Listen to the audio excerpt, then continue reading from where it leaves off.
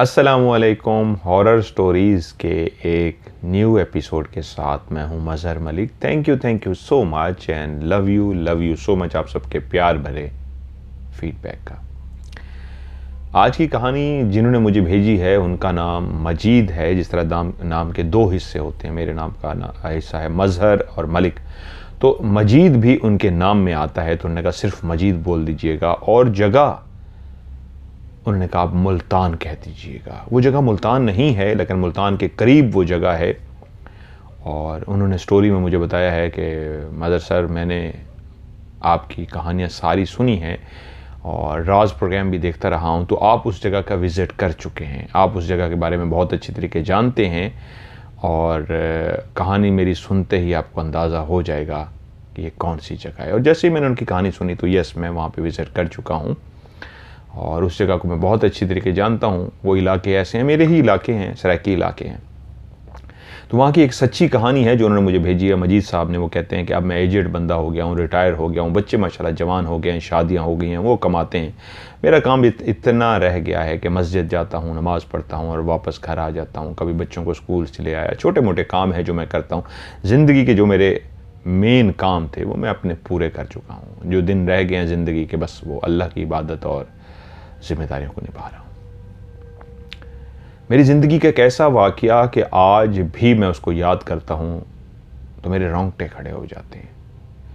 मेरी ख्वाहिश है कि मैं आपकी स्टोरियाँ सुनता होता हूँ, मेरी ख्वाहिश है आप इसको ज़रूर अपनी कहानी में, अगर आपको लगे कि ये एक अच्छी कहानी है, ज़रूर शामिल कीजिएगा। नहीं जी, आपकी मजीद सब कहानी बहुत अच्छी है, बहुत खौफनाक कहानी है, और जिस तरह आपने बयां की है उसी तरह मैं इसको प्रोग्राम में शामिल करने जा रहा हूँ। मजीद साहब कहते हैं,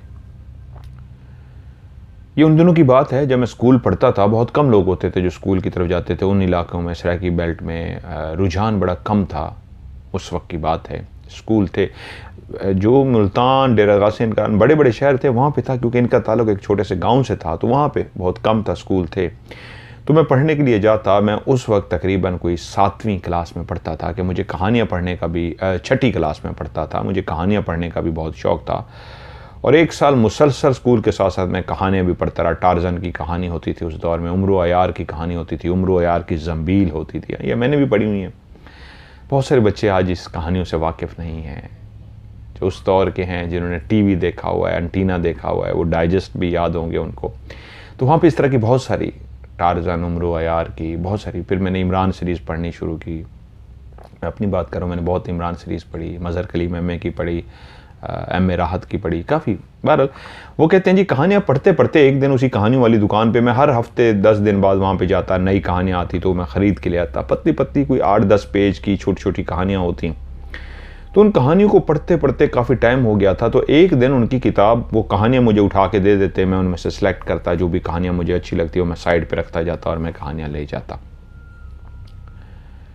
उन्हीं दिनों में मुझे जब पढ़ना होता था, नीचे सारे गपशप कर रहे होते थे, तो हमारा जो घर बना हुआ था, नीचे जहाँ पे कमरे बने हुए थे, वहीं पे राइट साइड पे एक सीढ़ियाँ थीं। वो सीढ़ियाँ घूम के ऊपर जाती थीं, और जब ऊपर जाते थे तो हमारी बहुत बड़ी छत थी, और छत के एक साइड पे एक कमरा बना हुआ था।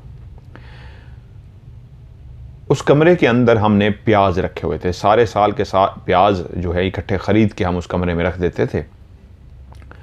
और कभी कभी कोई घर वाले ऊपर चले जाते थे, लेकिन अमूमन वो बंद ही रहता था। और मैं कभी कभी चला जाता था पढ़ने के बहाने, वहीं पे जाके शाम के टाइम पढ़ता रहता था, कभी रात तक बैठा रहता था पढ़ने के लिए।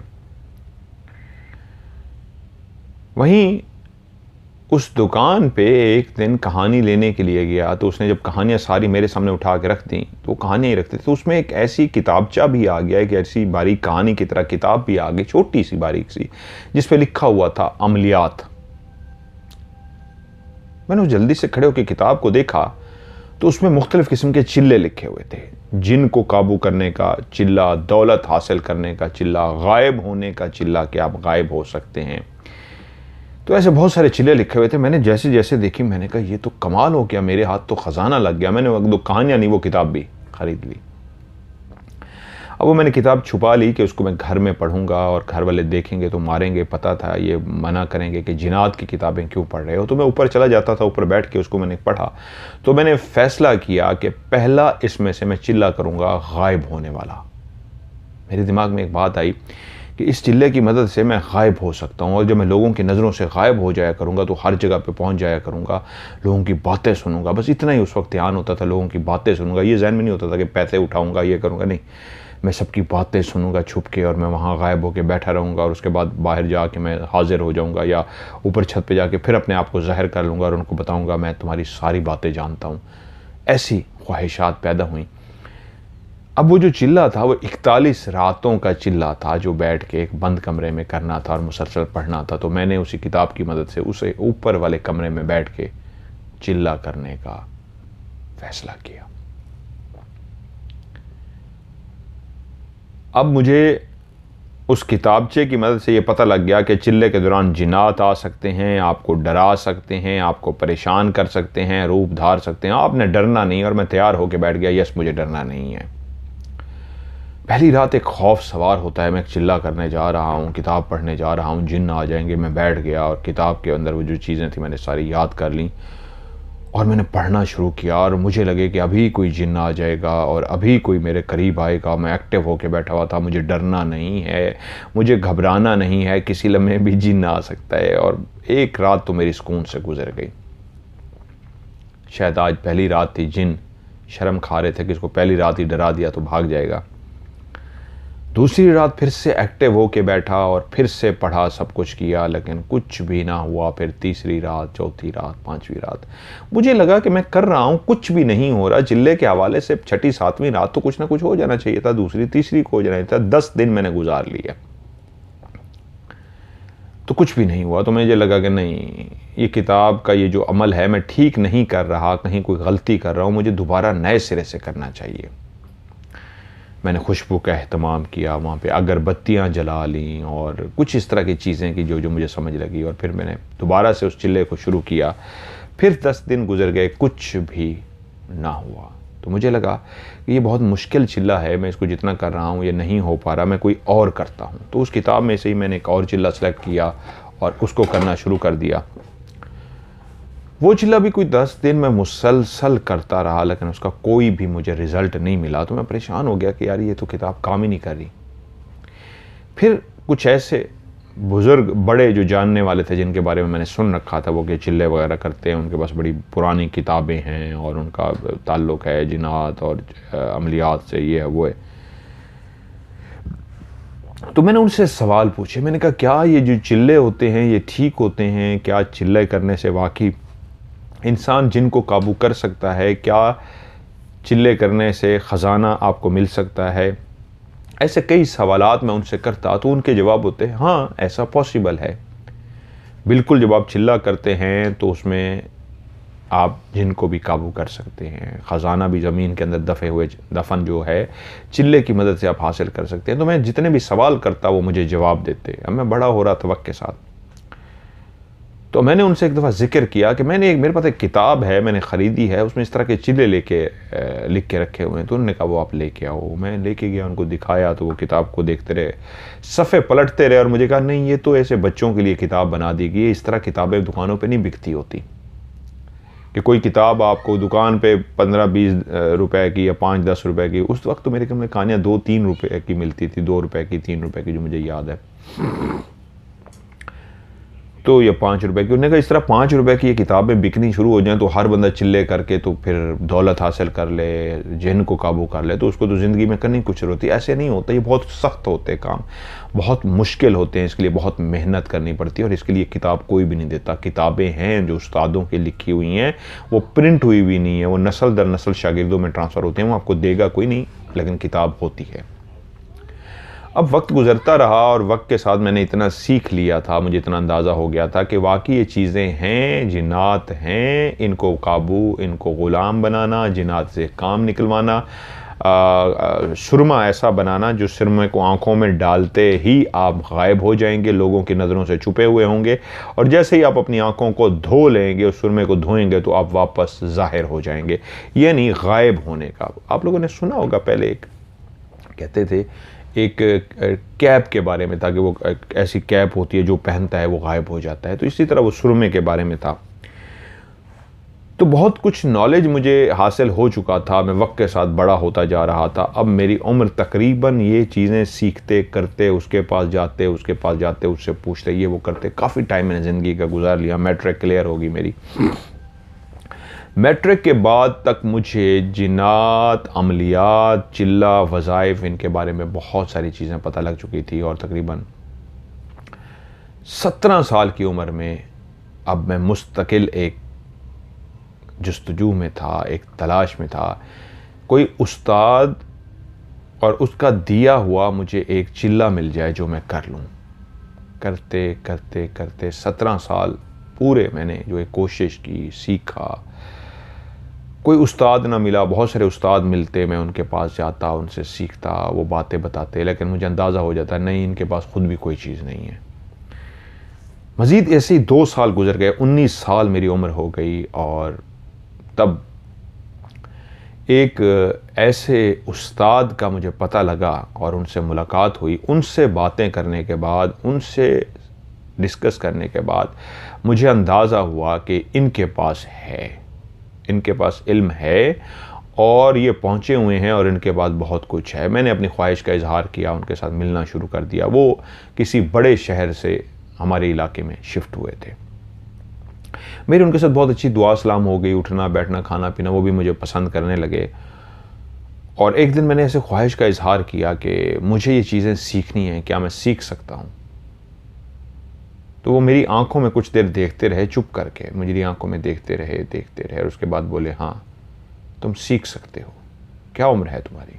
मैंने कहा जी 19 साल। उसने कहा सिर्फ 2 साल और इंतज़ार करने होंगे, तुम वजीफ़ा करोगे, मैं तुमसे करवाऊँगा 21 साल। जब तुम्हारी उम्र 21 साल हो जाएगी तुम ज़रूर वजीफ़ा कर सकते हो, लेकिन उससे पहले ये 2 साल हैं तुम्हारे पास। तुमने बहुत कुछ सीखने की कोशिश की है, लोगों के पास गए हो, बहुत धक्के खाए हैं, लेकिन तुम्हें कुछ मिल नहीं सका। तुम्हारे अंदर जुस्तजू है, ख्वाहिश है, बहादुर हो, लेकिन इस 2 सालों में तुम्हें अपने आप को मनवाना होगा मेरे सामने, क्योंकि मैं अब सारी ज़िंदगी के लिए यहीं पे शिफ्ट हो गया हूँ। अगर मेरी ज़िंदगी है, मैंने ज़िंदा रहा अगले 2 साल, तो तुम्हें मनवाना होगा कि तुम ये काम कर सकते हो, फिर उसके बाद मैं तुम्हें एक ज़रूर शिल्ला दूंगा। लेकिन 2 साल मुझे एक वो काम करना था जो मुझे कह रहे थे। यूँ मैंने हामी भरी कि ठीक है जी, मैं ये काम करके दिखाऊंगा। और जहाँ पे इबादत करनी थी, नमाज़ पढ़नी थी, सुबह उठ के तिलावत करनी थी, वहाँ पे बहुत सारे ऐसे और काम भी उन्होंने बताया कि ये नहीं खाना, ये नहीं खाना, ये परहेज़ करना है, ये नहीं करना। ये मतलब पूरी एक शेड्यूल मुझे बना के दिया कि ये परहेज़ हैं जो करने हैं, खाने पीने के परहेज़ करने हैं, लोगों की मदद करनी है, नमाज़ों की पाबंदी करनी है, खुशबू लगा के रखनी है, और हर जुमेरात को कब्रिस्तान ज़रूर जाना है, जुमे वाले दिन भी कब्रिस्तान ज़रूर जाना है, वहाँ पे फातिहा पढ़ के आनी है। और भी कुछ इस तरह चीज़ें होती हैं रूहानियत की जो मैं खुद नहीं बता रहा हूँ, उन्होंने तो मुझे बताई हैं और वो ठीक बताई थी उनको। मतलब उनको जो भी रूल्स बनाए गए थे ऐसे ही रूल होते हैं। 2 साल तक जी मैं ऐसा करता रहा और उनकी मेरी दोस्ती इतनी मजबूत हो गई, मैं उनको उस्ताद कहने लग गया था। और जब 21 साल अभी हुए नहीं थे मेरे, मुझे कहते हैं तैयार हो चुके हो तुम, मेरे ख्याल में तुम्हें अमल करना चाहिए। मैंने जी जी अगर आप समझते हैं तो मैं हाजिर हूँ, मैं इसको करने के लिए तैयार हूँ।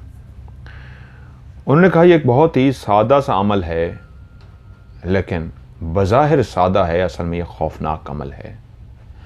अगर तुम ये अमल कर लेते हो तो ज़िंदगी में याद रखना, इसके बाद जितना बड़ा अमल करोगे तुम्हें प्रॉब्लम नहीं होगी। मैं इसलिए पहला अमल ही तुमसे ऐसा करा रहा हूँ अपनी मर्ज़ी का कि अगर तुमने इसमें कामयाबी हासिल कर ली तो यकीन मानो जिन्नात जहाँ भी होंगे तुमसे देख के डर के भाग जाएंगे, तुमसे डरेंगे।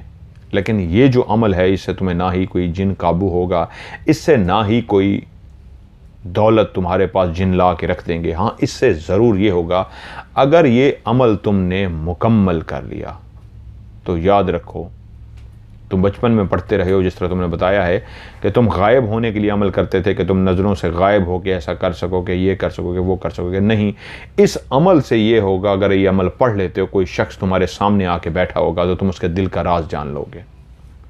वो क्या सोच के आया है, क्या चाहता है, क्या करना चाहता है, उसका दिमाग को तुम पढ़ लोगे।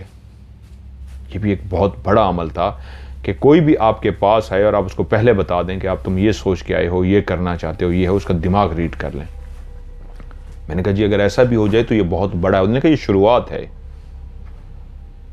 अगर तुमने ऐसा कर लिया तो तुम कामयाब हो जाओगे। उस अमल के लिए सबसे पहले उन्होंने कहा कि तुम्हें एक उल्लू लेके आना है और उस उल्लू को तुमने 1 महीने तक जगाए रखना है, सुलाना नहीं है, वो जागता रहे। बज़ाहिर जो चीज़ें मुझे आसान नजर आ रही थी, अब लगा कि कितना मुश्किल होता है। उस्ताद जो मुझसे चिल्ला करा रहे थे उन्होंने बज़ाहिर इतना कहा था कि तुम किसी के दिमाग को पढ़ लेगे। मुझे नहीं पता था ये इससे भी बड़ा चिल्ला था जो मुझसे करवा रहे थे। उससे मुझे फ़ायदा क्या होना था उन्होंने मुझे नहीं बताया था। अगर वो मुझे बता देते तो मैं शायद खुशी से पागल हो जाता। उन्होंने सिर्फ इतना कहा था कि तुम किसी का दिमाग पढ़ सकोगे, लेकिन पावर मेरे पास कुछ और हासिल होने वाली थी। उन्होंने कहा जो उल्लू को तुमने पालना है, 1 महीने तक उसको जगाए रखना है, उसको सुलाना नहीं है। 1 महीने के बाद उस उल्लू को रस्सा बांध के कब्रिस्तान में लेके जाना है और कुछ दिन जो वजीफ़ा है कब्रिस्तान में बैठ के करना है और कब्रिस्तान के बाद यही वजीफ़ा यही उल्लू उठा के तुम्हें जो पहाड़ हैं उन पहाड़ों में जाना है और पहाड़ों में वहाँ पे एक गार है, मैंने भी देखी हुई है वो, उस गार में जाके आखिरी 5 दिन उस गार में मुकम्मल करने हैं। मैं उसके लिए बिल्कुल तैयार हो गया। अब उल्लू ढूंढना था। उल्लू ढूंढते ढूंढते इधर उधर से हासिल करते करते आखिर मुझे एक दरमियाने साइज का उल्लू मिल गया। अब उस उल्लू को मैं अपने घर ले आया। मेरे घर वालों ने पूछा ये क्या है, तो मैंने कहा जी मुझे शौक़ है परिंदे पालने का, मुझे किसी ने गिफ्ट किया है तो मैंने इसको पालना है। घर वालों ने काफ़ी मना किया लेकिन मैं अड़ गया, तो खैर यूँ मैंने उल्लू पाल लिया।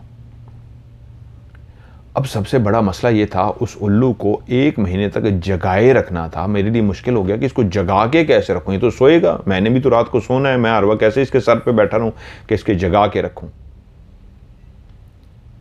तो उन्होंने उसका भी हल बता दिया। उन्होंने कहा दिन को इस तरह की एक्टिविटीज़ रखो कि इसको सामने रहो, इसको जगा के रखो।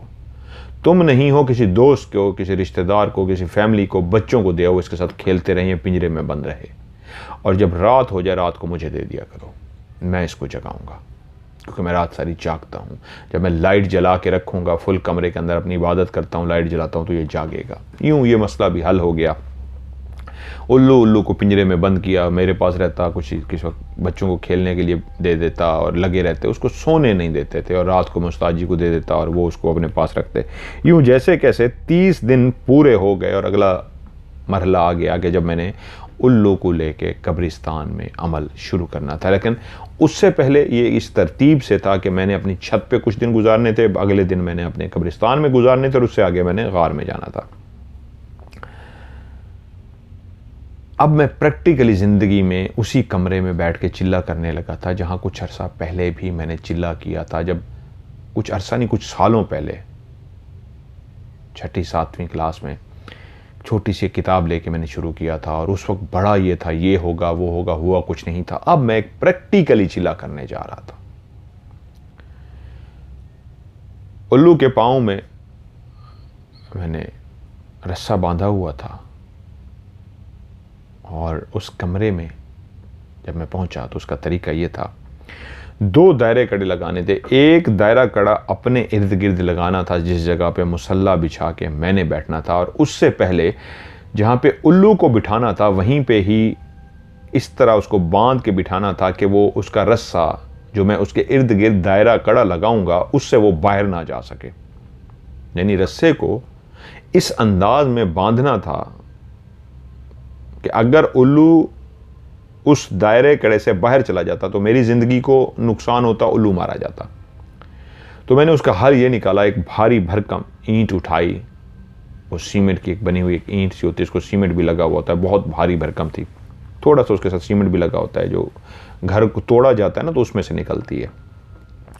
उसको जाके छत पे रखा, उसके साथ उसके रस्से को गोल टाइट करके इतना बांध दिया कि ईंट के साथ ही उल्लू मौजूद था और मैंने जाते ही बड़ा सा एक पढ़ते हुए दायरा कड़ा लगाया छुरी के साथ। ऐसी छुरी थी जिसकी लकड़ी का पकड़ने वाला था और आगे लोहे का होना चाहिए, ये शर्त होती है चिल्ले में। मैंने बड़ा सा दायरा कड़ा लगा के उल्लू को बिठा दिया। उसके बाद अपने मुसल्ले वाली जगह पे गया, वहाँ पे मैंने दायरा कड़ा लगाया, पढ़ते पढ़ते जहाँ से शुरू किया था वहीं पे आके छुरी को रख दिया। और उसके बाद मैं पढ़ने के लिए बैठ गया। लेकिन आज जब मैं बैठा पढ़ रहा था तो आज मुझे महसूस हुआ कि वो जो पहला वजीफ़ा अमल चिल्ला किया था, उस वक्त फीलिंग कुछ और थी, लेकिन आज बहादुर भी था, बड़ा हो चुका था, फीलिंग कुछ और थी। लेकिन आज ही पढ़ते हुए ही मुझे महसूस हुआ जैसे कमरे के अंदर मैं और उल्लू अकेले मौजूद नहीं हैं, कमरे के अंदर और भी कोई चीज़ें महसूस हुई हैं जिनको एक जगह से दूसरी जगह, जिस तरह कोई भागता है चिर चिर चिर चिर चिर की आवाज़ आती है, जैसे कोई आपस में बोल रहा हो चिर चिर चिर चिर चिर की आवाज़ आती है, ऐसे बोलने की आवाज़, ऐसे दौड़ने भागने की आवाज़, एक्टिविटीज़ कुछ ना कुछ क्लियर मैंने उस रात कमरे के अंदर पहली ही रात महसूस की कि कमरे में मुसलसल कुछ ना कुछ हो रहा है। पहली रात मेरी मुकम्मल हो गई, लेकिन आज एहसास हुआ कि हकीकत में जब आप चिल्ला करते हैं तो फिर बहुत कुछ आपको महसूस होता है। लेकिन मैं डरा नहीं था। मैं अगले दिन उस्ताद के पास गया, उनको सारी सूरत हाल पता, कहते नहीं तुम बहुत बहादुरी से बैठे हो, तुम कर लोगे, परेशान मत हो। वैसे भी मैं पीछे बैठा होता हूँ और कोई खुदा न खास्ता मसला होगा, कोई बात होगी, मैं इसको संभाल लूँगा। अच्छा, जो उस्ताद पीछे बैठा होता है वो उस्ताद पे डिपेंड करता है कि उस्ताद कितना ताकतवर है, उस्ताद के पास कितना इल्म है। बहुत पहुँचे हुए जो उस्ताद होते हैं ना, बहुत ज़्यादा पहुँचे हुए, वो तो फिर कान में आवाज़ भी पैदा कर देते हैं कि वहीं से बैठ के बोलेंगे आपके कान में आवाज़ आ जाएगी। लेकिन हर उस्ताद इतने लेवल के पे पहुँचा हुआ नहीं होता। वो इस हद तक पहुँचे हुए होते हैं कि जिन्नात आप पे हमला करने लगे तो वो अपनी पढ़ाई की मदद से आपको बचा लेते हैं। ज़्यादातर उस्तादों का ये होता है, 90%, शायद 5% उस्ताद ऐसे होते हैं जो कान में इशारा भी दे देते हैं। खैर, मैंने जी दूसरी रात फिर से पढ़ने के लिए बैठा, सेम उसी तरीके उल्लू को रखा और अपने साथ पढ़ने के लिए बैठा। तो उस रात ज़्यादा तो कुछ नहीं हुआ, लेकिन मेरी उस कमरे के अंदर बैठी हुई जो खिड़की थी वो बार बार कोई खटखटाता रहा, बंद होती, खटखटाता, बंद होती। और एक दफ़ा वो दरवाज़ा भी ज़ोर ज़ोर से किसी ने खटखटाया, लेकिन इससे ज़्यादा कुछ नहीं हुआ। वो पहली रात जो थी, कमरे में कोई मौजूद है, चिरचिर की आवाज़ आ रही है, कोई ना कोई एक्टिविटीज़ है, ये सारा कुछ मुझे महसूस हुआ, लेकिन इससे ज़्यादा कुछ भी नहीं। मेरी दूसरी रात भी मुकम्मल हो गई। तीसरी रात में फिर से पढ़ने के लिए बैठा तो ऐसा लगा कमरे के अंदर बाकायदा आंधी आई हो, बहुत शदीद नहीं लेकिन आंधी की तरह आवाज़, जैसे बहुत तेज़ आवाज़ चलती है और उस आवाज़, हवा की एक आवाज़ होती है, वो हवा एक शोर सा पैदा करती है, ऐसा शोर सा था। और मैं जितनी देर पढ़ता रहा वो मुसलसल शोर सा रहा, हवा का शां शां शां का अजीब सा आवाज़ आता रहा, आवाज़ आती रही, लेकिन हकीकत में बाहर नहीं था, उस कमरे की हद तक था। फिर चौथी रात, हर रात कुछ ना कुछ एक्टिविटीज़ हो रही थी, लेकिन इस हद तक एक्टिविटीज़ हो रही थी कि मैं अभी तक डरा नहीं था। मैं कायम व दायम था, उस्ताद को जाता, सारी सूरत हाल बताता अगले दिन, और मैं मुसलसल पढ़ी जा रहा था। तकरीबन कोई पढ़ते हुए मुझे ये 10वां दिन था कि जब रात को उसी तरीके में बैठा, मैंने उन लोगों को रखा और पढ़ने के लिए बैठ गया दायरा कड़ा लगा के। तो उस रात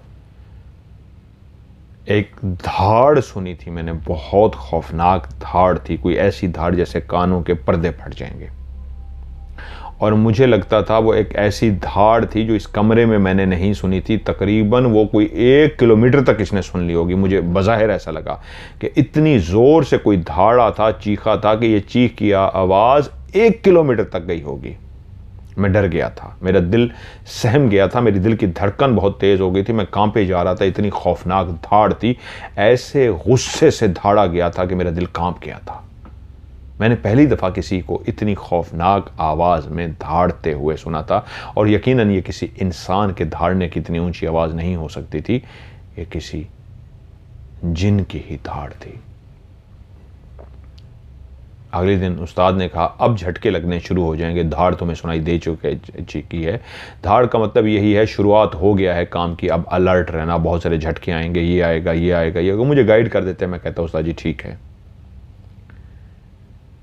उसके बाद फिर जब मैं बैठा पढ़ने के लिए तो बाकायदा रात को मुझे लगा मेरे माँ बाप उठ के आ गए हैं मुझे ढूंढते हुए। मैं पढ़ने के लिए बैठा हुआ था, दायरा कड़ा लगा हुआ था, तो बाहर आवाज़ें आ रही हैं, अम्मी कह रही हैं किधर चला जाता है ये रोज़, हम तो ढूंढ ढूंढ के थक गए, बाहर का तो ताला लगा हुआ, पता नहीं बाहर निकल गया है, कहाँ है, मैं तो समझ नहीं आ रही। मेरा बाप कह रहा है आज मेरे हाथ लग जाए, देखो मैं इसका करता क्या हूँ, क्या इसने मजाक बना रखी है, ये इन किन हरकतों में पड़ गया, मुझे तो डर है कि किसी जुर्म में मुलव्वस ना हो, पता नहीं क्या हो गया, इस तरह की बातें कर रहे हैं। और क्लियर मुझे आवाज़ें आ रही हैं और पहले जैसे ही मुझे आवाज़ आई मैं एकदम अलर्ट हो गया कि ये लोग अंदर ना आ जाएं। मैं अपने पढ़ाई की तरफ लगा रहा। थोड़ी देर के बाद आखिर चलते चलते अंदर आवाज़ आई। मेरी माँ दरवाज़ा बंद कर कहती है, वो देखो वो देखो वो देखो वो बैठा है अंदर। और मेरा बाप ऐसा लगा जैसे कोई दरवाजे से पीछे से कोई झांक के देख रहा हो। इसमें लाइन थी दरवाजे में। वो जो दरवाज़ा था हमारी छत के कमरे का वो 2 दरवाज़ों वाला था। सिंगल आजकल होते हैं, पहले 2 दरवाजे होते थे। तो उसके अंदर एक दरार सी थी, उसमें क्लियर नज़र आता था। ऐसे मुझे लगा कि उस दरार के पीछे कोई बाकायदा आया है, क्योंकि जब कोई आता था तो ऐसे ज़रा रोशनी बंद होती थी। तो मुझे महसूस हो गया कोई बाहर आया है। तो मेरी माँ ने कहा वो बैठा हुआ है। मेरे बाप ने भी उस तरह आंख लगा के देखा और उसे कहते हैं आज नहीं छोड़ना मैंने इसको। अच्छा ये बैठा हरकतें कर रहा है, ये इस तरह बैठा चिल्ले कर रहा है। हम भी कहूँ ये कहाँ गायब होता, दरवाज़ा खोलो है। उसने मेरा नाम लिया बाप जी ने और मुझे कहते हैं दरवाज़ा खोल, आज देख मैं तेरे साथ करता क्या हूँ, मैं तेरे सारे चिल्ले निकालूंगा। बाप ने पीटना शुरू कर दिया, दरवाज़ा खोल, ये है वो है। मैं पढ़ता रहा, मैं नहीं उठा। मैंने कहा देखी जाएगी, दरवाज़ा तोड़ दें, कुछ हो जाए। मैं बैठा रहा। वाले साहब बाहर खड़े होकर दरवाज़ा पीटते रहे। माँ भी कह रही है शर्म कर, तेरा बाप तुझे कह रहा है दरवाज़ा खोल, और वो मुझे कही जा रहे हैं। मैं पढ़ता रहा। मैं कहा देखी जाएगी, चिल्ला मैंने पूरा मुकम्मल करना है। चिल्ला खैर मैंने अपना पूरा मुकम्मल कर लिया। और उसके बाद उससे काफ़ी देर पहले ही मेरे बाप कहते रुको हम बाकियों को उठा के लाते हैं, दरवाज़ा तोड़ते हैं, इसका कोई हल नहीं है, इसको हल करते हैं। वो चले गए। मैंने मुकम्मल कर लिया चिल्ला। और उसके बाद मैं उठा। मैं डरते डरते नीचे गया कि यार ये तो माम ख़राब हो गया, ये दोनों जाग रहे होंगे तो आज तो काम ख़राब हो जाएगा। खैर मैं नीचे गया हूँ, सारी फैमिली सो रही थी। मैंने देखा अब्बा भी सो रही हैं, अम्मा भी सो रही हैं, और मैंने देखा सो गए हैं। चलो मैं कहा यार सुबह देखी जाएगी। सुबह उठा तो अम्मी ने कोई बात नहीं की, अब्बू ने कोई बात नहीं की। मुझे अंदाज़ा था, मैं डरा सहमा सा था कि कुछ बात होगी, ये मुझे कहेंगे, लेकिन किसी ने कोई बात ही ना की। और मैं गुमसुम सा चुप चुप सा उस्ताद के पास पहुंच गया। जी मैंने कहा रात गड़बड़ हो गई है। कहते हैं क्या? मैंने कहा जी ऐसे अब्बा अम्मा ने देख लिया है, वो नाराज़ है, मुझसे बोल नहीं रही। आज अम्मा भी चुप चुप थी, अब्बा भी चुप चुप था, और रात ये सारा वाक़या हुआ है। तो उस्ताद हंस पड़े और कहते हैं मैंने तुझे कहा था वो किसी भी रूप में तुझे बहकाने आएंगे। वो तेरे माँ बाप नहीं थे, वो तेरे माँ बाप की आवाज़ें थीं, वो तेरे माँ बाप का लहजा था जो तुझे लगा वो तेरे माँ बाप है। वो तेरे माँ बाप नहीं थे। तूने ऐसा डरना नहीं है, अभी तो बहुत कुछ होना है। मैं समझ गया कि माँ बाप नाराज़ नहीं थे, मैं ऐसे घबराया हुआ था। खैर अब वजीफ़ा इतना मैंने कर लिया, इसमें और भी बहुत सारी चीज़ें हुई कि अब मुझे कब्रिस्तान की तरफ जाना था। और जैसे जैसे मैंने कब्रिस्तान और कब्रिस्तान से उसके अंदर जाना था, गार के अंदर, तो वो वहाँ पे सबसे ज़्यादा खौफनाक होना था। यहाँ इसके अलावा भी हुई चीज़ें, लेकिन कहते हैं कुछ शदीद खौफनाक नहीं हुई। मैं अब कब्रिस्तान का अमल था। कब्रिस्तान पहले से मैं सेलेक्ट कर चुका था। यूँ शाम का खाना मैंने जल्दी खा लिया और ये फ़ैसला किया कि मुझे कुछ देर पहले ही कब्रिस्तान पहुंच जाना चाहिए, ताकि वहां जाके मैं अपनी जगह का इंतखाब कर सकूं। कुछ देर वहां बैठूंगा तो कब्रिस्तान की उस खामोशी से, कब्रिस्तान की उस वहशत से, उस खौफ से थोड़ी देर के लिए मानूस हो जाऊंगा। क्योंकि मैं कब्रिस्तान में कई दफ़ा गया था, लेकिन शायद रात के टाइम पहली दफ़ा जा रहा था।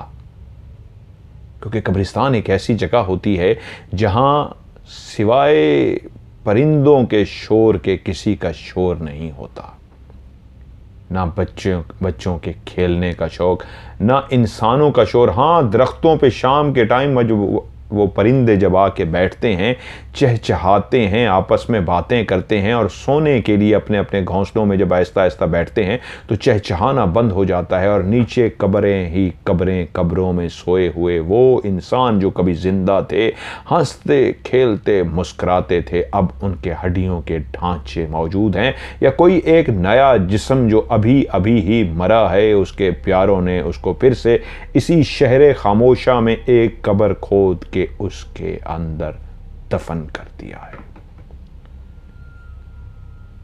जब कोई कब्र को खोद रहा होता था और लोग जमा होते थे तो घोंसलों में बैठे परिंदे देख रहे होते थे। आज फिर इस शहर में एक नया मेहमान आया है, हमेशा के लिए बसेरा करने के लिए। और फिर जैसे जैसे अंधेरा हो जाता वो परिंदे भी खामोशी से सो जाते, और जैसे ही खूब अंधेरा चारों तरफ फैल जाता तो उसी कब्रिस्तान में एक दिन का आगाज़ होता।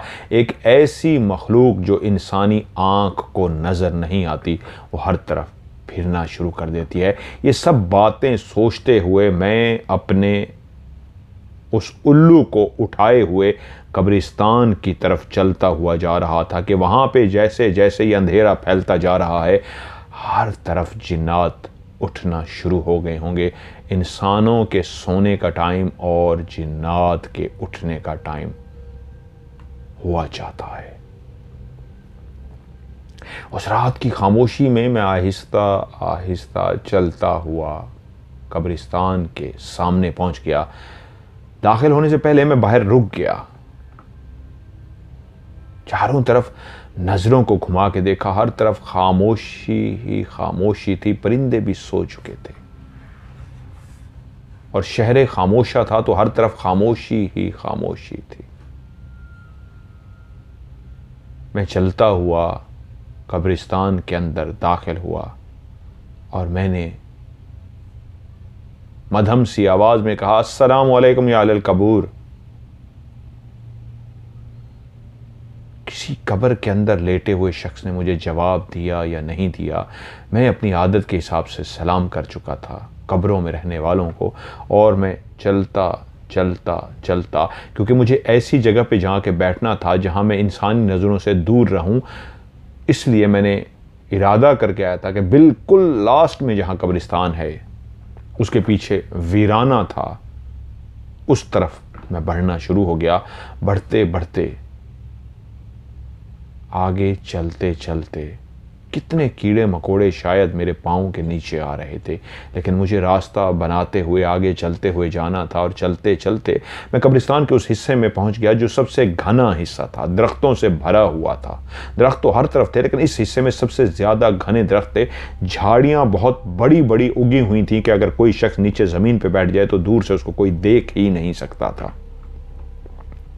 वहीं पे जिस जगह का मैंने इंतखाब किया उसके इर्द गिर्द सारी कच्ची ही कच्ची और कितनी पुराने दौर की बनी हुई कब्रें थीं, क्योंकि उनके ऊपर कतबा तो लगा नहीं था कि पता लगता कि कब की बनी है, कौन दफन है। बस इतना पता था कि कितनी पुरानी बनी हुई ये कब्रें हैं और इनमें दफन कौन है कोई नहीं जानता।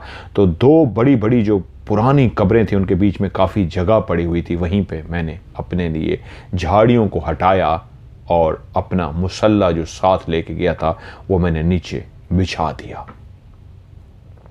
अपने से कुछ ही फासले पे मैंने उल्लू को उसी तरह का एक किला ज़मीन में गाढ़ा और गाड़ के उसको अच्छी तरह लकड़ी से उस किले से उल्लू को उसका रस्सा जो उसके पाँव में था उसको बांध दिया।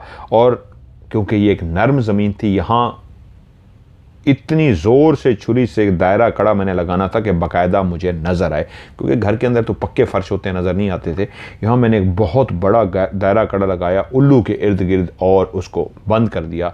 इसी तरह वापस अपने दायरे कड़े के अपने मुसल्ले पे आके बैठा, उसके इर्द गिर्द दायरा कड़ा लगाना शुरू किया और लगाते लगाते लगाते मैंने अपना दायरा कड़ा बंद करके जिस जगह से छुरी शुरू की थी उसी जगह पर वापस गाड़ दी।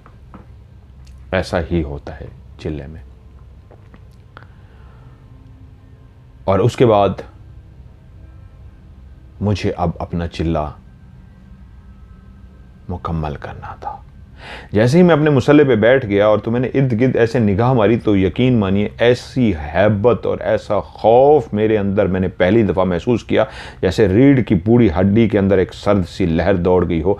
ऐसा लगा जैसे दरख्तों के पीछे कोई छुपा हुआ है और मुझे देख रहा है। अभी तक मैंने उनको देखा नहीं था, लेकिन ऐसा क्लियर महसूस हुआ कोई है जो बहुत ज़्यादा है, छुपा हुआ है दरख्तों के पीछे। खैर मैं अपने मुसल्ले पे बैठ गया और अभी पढ़ना शुरू नहीं किया था कि उल्लू के बोलने की आवाज़ आई। मैंने एकदम से उल्लू की तरफ देखा, वो खामोश था। तो कहीं इसका मतलब है कोई और उल्लू मौजूद था। मैंने पढ़ना शुरू किया। मैं जैसे जैसे पढ़ता गया ऐसा क्लियर कब्रिस्तान में महसूस हो रहा था जैसे उस रात की तारीकी में हर तरफ खामोशी थी, हर तरफ सन्नाटा था। ऐसा था कि कोई पत्ता भी नीचे गिरे तो आवाज़ पैदा हो, तो वहीं पे ऐसी हलचल सी होनी महसूस हो गई जैसे झाड़ियां हिल रही हों, कोई झाड़ियों में से गुजर रहा हो। और इस अंदाज में घंटी की आवाज आनी शुरू हो गई जैसे कोई बैल गाय बकरियां गुजरती हैं और उनके गलों में घंटियां बज रही होती हैं, तो ऐसे एक लश्कर सा गुजरता है उनका बहुत बड़ा। तो ऐसा ही क्लियर मुझे आवाज़ सुनाई दी कि कब्रिस्तान के अंदर कोई बहुत ज़्यादा गाय भैंसें बकरियां, गाय के गले में जो घंटी होती है बहुत बड़ी होती है, भैंस के गले में जो घंटी होती है वो छोटी सी होती है। इनकी आवाज़ भी मुख्तलिफ होती है ताकि मालिक पहचान सके कि जो चलने वाली भैंस है या बकरी है। ये अमूमन चोरों से बचाने के लिए कि चोर जब उनको लेके जाते हैं ना तो वो बजती है घंटी, या जानवर के पास चोर जाए तो जानवर खड़ा होता है, घंटी बजती है। ये एक अलर्ट करने के लिए घंटियां लगाते हैं। तो वो कहते हैं कि मैंने उसी वक्त एक आवाज़ सुनी जैसे एक बहुत बड़ा लश्कर हो जिसमें गाय की घंटी भी बज रही थी, बकरियों की घंटी भी बज रही थी, और ऐसे आवाज़ें दूर से आ रही थी जैसे कोई लश्कर गुजर रहा हो। तो मेरे जहन में आया, हो सकता है रात के इस पहर किसी का लश्कर हो जो गुजर रहा हो। मैं अपना वजीफ़ा करता रहा, सिवाय उस आवाज़ के पहली रात कुछ नहीं हुआ। अब उस्ताद से कम कम मिलना था। उन्होंने कहा था क्योंकि अब मुझे भी पढ़ना होगा, ख़तरा बहुत है, तो इसलिए मैं अगली सुबह हो सकता है सो रहा हूँ या खुद ही तुमसे मैं ज़रूरत होगी तो मिलूँगा, तुमने मुझसे नहीं मिलना। दूसरी रात मैं पढ़ने के लिए बैठा, सेम सारा यही अमल किया क्योंकि पहली रात मेरा मुकम्मल हो गया और मैं उठा, वापस आया, घर आया, लेट आया। दूसरी रात मैं पढ़ने के लिए बैठा,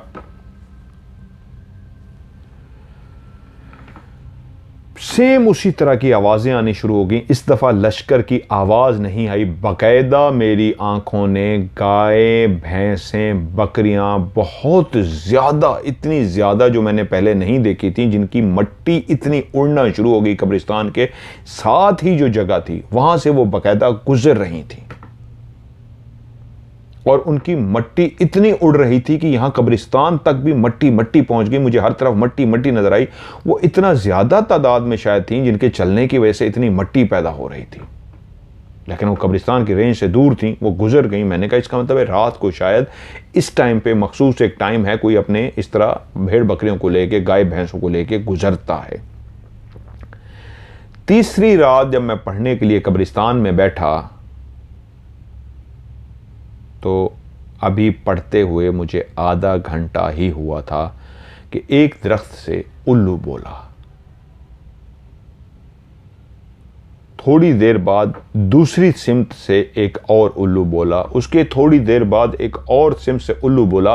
अब ऐसा क्लियर लग रहा था और आवाज़ आ रही थी, मुख्तलिफ दरख्तों पे उल्लू बैठे हुए हैं और साथ ही मेरा जो उल्लू उस दायरे कड़े में बैठा हुआ था वो भी बोलना शुरू हो गया। इससे पहले वो चुप होता था, अब उल्लू मुसलसल बोल रहे थे। पहले दिन तो सिर्फ एक उल्लू बोला था, वो भी वजीफे से शुरू। अब मुसलसल उल्लू हर तरफ से बोल रहे थे और मेरा उल्लू जो बंधा हुआ था वो बोलना शुरू हो गया और फड़फड़ाना शुरू हो गया कि मुझे आज़ाद करो, मुझे जाना है। उल्लू फड़फड़ाए और उल्लू मुसलसल बोले, ये भी बोले वो भी बोले, लेकिन ये बंधा हुआ था, आज़ाद नहीं हो सका। मेरी तवज्जो बार बार उसकी तरफ जाती कहीं छूट ना जाए, मैंने टाइट बांधा है कि नहीं बांधा, क्योंकि जितनी ज़ोर ज़ोर से फड़फड़ा रहा था मुझे लगता था कि ये काम गलत हो जाएगा, लेकिन कुछ नहीं हुआ। उल्लू काफ़ी देर बोलते रहे, उल्लुओं का शोर भी पैदा हो गया, ये भी काफ़ी फड़फड़ाया और इतना फड़फड़ाया कि गिर सा गया। इतनी देर फड़फड़ाता रहा, सांस चढ़ गई इसको, गिर सा गया। मेरा मुकम्मल हुआ वजीफ़ा, मैंने उसी तरह दायरे कड़े को वापस खोला।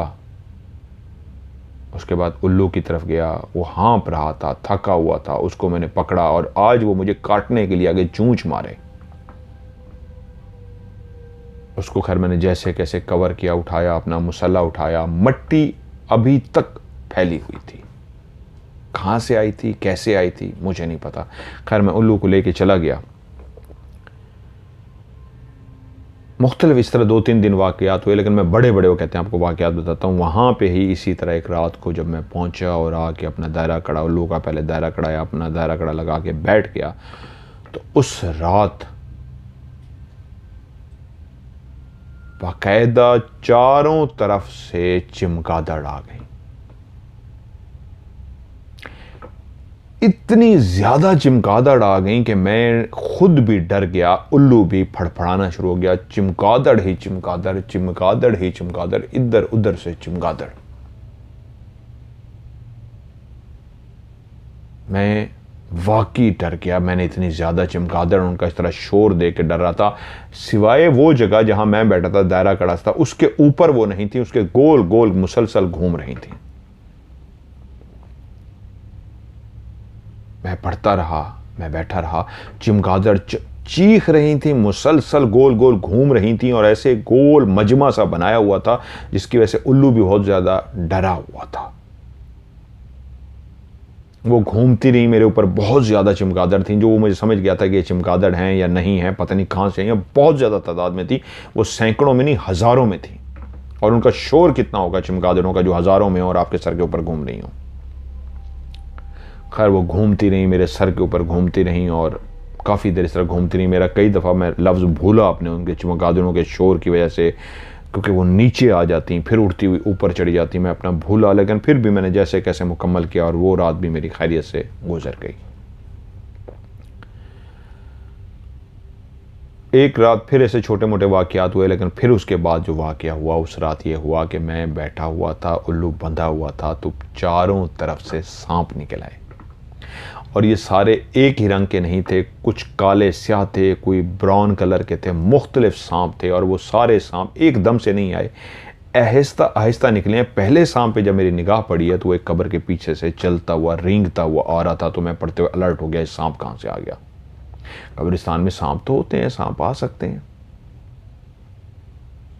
वो सांप आ गया और साथ ही मैंने देखा एक जोड़ा, काले स्याह सांपों का जोड़ा दूसरी सिमत से मेरे सामने से ही, वो भी दोनों आपस में ऐसे खेलते हुए, लड़ते हुए, कूदते हुए, शरारतें करते हुए, वो भी दोनों सामने। और जैसे आए वो रुक गए और फन फैला लिया कि इंसान बैठा हुआ है। इंसान को देख के जानवर अलर्ट हो जाता है और वो डसने की कोशिश करता है। मैं पड़ी जा रहा हूँ, यार ये मैं उठ भी नहीं सकता, बाहर भी नहीं जा सकता, दायरा कड़ा है, उधर मेरा जानवर भी है और मेरा अमल हो रहा है, ये क्या होगा।